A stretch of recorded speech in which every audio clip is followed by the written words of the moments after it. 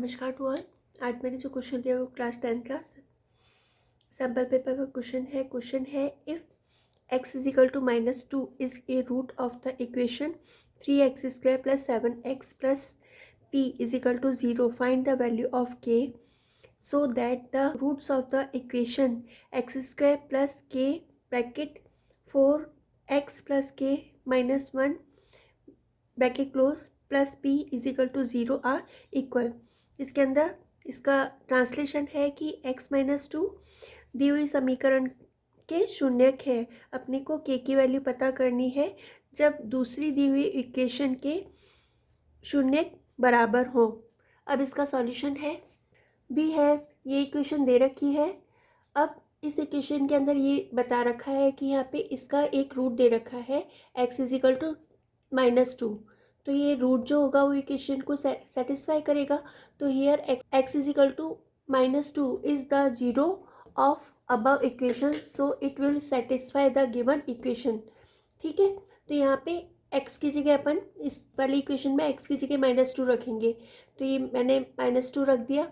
फिर यहाँ पे -2 को 2 बार मल्टीप्लाई करेंगे तो 2 2 4 हो जाएगा। फिर plus minus minus 7 2 14 plus p is equal to 0। फिर ये 3 4 12 -14 plus p is equal to 0। फिर ये प्लस का ये माइनस का है, दोनों को साइन अपोजिट है तो दोनों को माइनस करेंगे। तो ये 14 - 12 2 और माइनस का नंबर बड़ा है इसलिए माइनस का साइन आएगा plus p is equal to 0। फिर ये इधर माइनस का इधर ट्रांसपोज होकर के प्लस का हो जाएगा, तो p की जो वैल्यू आ जाएगी वो अपने पास 2 आ जाएगी। फिर इसके बाद सेकेंड इक्वेशन अपने को दे रखी है। तो नाउ सेकेंड इक्वेशन है x² + k 4x + k - 1 plus p is equal to 0। तो इसके p की जगह अपन 2 रख देंगे। फिर compare with given equation with ax² + bx + c is equal to 0। तो यहाँ पे x² की जो कोफिशिएंट है, गुणांक है, तो यहाँ पर कोई नंबर नहीं है तो 1 मानते हैं, तो a की वैल्यू तो 1 हो जाएगी।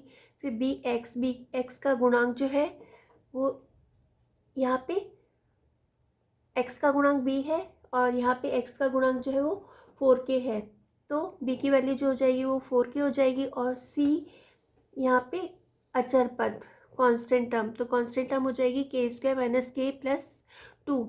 ठीक है, फिर यहाँ पे बोल रहा है कि रूट्स आर इक्वल, तो अगर रूट्स इक्वल होते हैं तो b² - 4ac की वैल्यू 0 होती है। तो यहाँ पे सबकी वैल्यू पुट करेंगे, b की जगह अपन करेंगे 4k होल स्क्वायर -4a की जगह 1 इंटू ये c इज इक्वल टू 0। फिर 4 का स्क्वायर करेंगे तो 4 4 ज़ा 16 के² -4, ये 4 1 ज़ा 4। फिर 4 को इन तीनों टर्म से मल्टीप्लाई करेंगे तो ये हो जाएगा -4k²। फिर माइनस माइनस प्लस, या फिर यूँ समझ सकते हो कि ब्रैकेट के बाहर माइनस का साइन है तो अंदर के साइन चेंज हो जाएंगे। 4 को k से मल्टीप्लाई करेंगे तो ये 4k माइनस प्लस माइनस 4 2 ज़ा 8 इज इक्वल टू 0।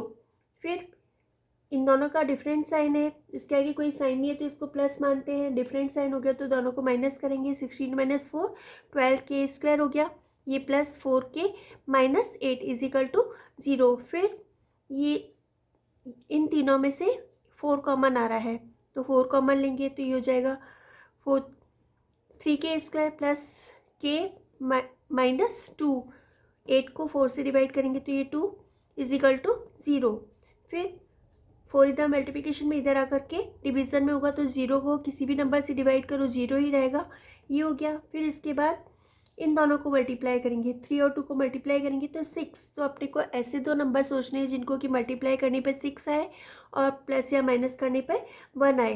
तो 3 2 ज़ा 6, 3 में से 2 को माइनस करेंगे तो 1 आएगा। तो इसके स्प्लिटिंग मिडिल टर्म को दो पार्ट में डिवाइड करेंगे तो इसकी जगह 1k की जगह अपन लिख सकते हैं, ये हो गया 3k² + 1k की जगह अपन लिख सकते हैं 3k - 2k। ठीक है, और प्लस का साइन है तो बड़े नंबर के आगे प्लस का साइन होना चाहिए। -2 इज इक्वल टू 0। फिर इन दोनों में से कॉमन आएगा 3k, तो इन दोनों में से कॉमन लिया अपन ने 3k, ये ब्रैकेट में बचेगा यहाँ पे k + 1, यहाँ पे दोनों में से कॉमन आया -2, यहाँ पे बचेगा के, और जब ब्रैकेट के बाहर माइनस है तो इसके साइन चेंज हो जाएंगे, तो ये हो जाएगा +1 = 0। फिर ये k+1 दोनों में कॉमन आया, ये कॉमन ले लिया, यहाँ पे बचेगा 3k - 2 = 0। फिर या तो ये 0 होगा या फिर ये 0 होगा। अगर ये 0 हुआ तो k की जो वैल्यू हो जाएगी वो -1 हो जाएगी, इधर आकर के साइन चेंज हो जाएगा। अगर ये फैक्टर 0 है तो ये इधर माइनस का, इधर आकर के प्लस का, ये इधर मल्टीप्लिकेशन में, इधर आकर के डिवीज़न में, तो k की वैल्यू हो जाएगी 2/3। सेकेंड k की वैल्यू जो हो जाएगी वो 2/3 हो जाएगी। तो k की दो वैल्यू आ गई, एक तो -1 आ गई और एक 2/3 आ गई। I think you all have understood. If you have understood please like, share and subscribe my channel. Thank you for watching my video. Love you all.